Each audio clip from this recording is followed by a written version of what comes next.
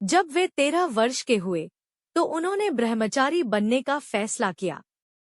कई बार उन्हें केवल गंगाजल पीकर भी कई दिनों तक रहना पड़ता था।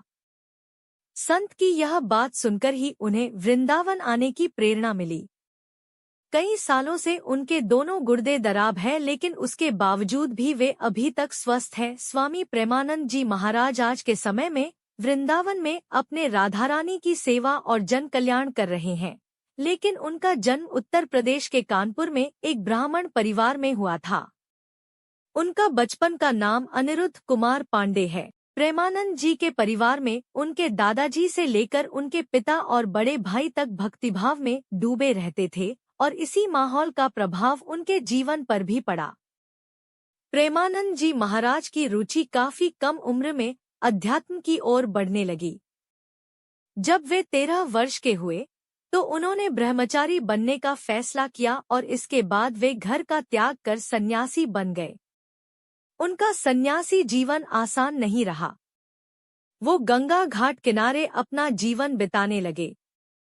वो कड़कती ठंड में भी रोजाना गंगा में प्रतिदिन 3 बार स्नान करते थे और तुलसी घाट पर भगवान शिव और माता गंगा का ध्यान व पूजन किया करते थे। प्रेमानंद जी महाराज भिक्षा मांगने के स्थान पर भोजन प्राप्ति के लिए 10 से 15 मिनट बैठते थे। अगर इतने समय में भोजन मिला तो उन्हें एक वक्त का खाना मिल जाता था, लेकिन कई बार उन्हें केवल गंगाजल पीकर भी कई दिनों तक रहना पड़ता था। एक बार उन्हें किसी अजनबी संत ने वृंदावन में चैतन्य लीला और रासलीला देखने के लिए आमंत्रित किया। जब वो वहां गए तो उन्हें आयोजन बहुत पसंद आया। अब वो रोजाना वो रासलीला देखना चाहते थे। उन्होंने इसका समाधान उस संत से पूछा जिन्होंने उन्हें आमंत्रित किया था, तो संत ने कहा कि आप वृंदावन आ जाएं, वहां आपको प्रतिदिन रासलीला देखने को मिलेगी। संत की यह बात सुनकर ही उन्हें वृंदावन आने की प्रेरणा मिली।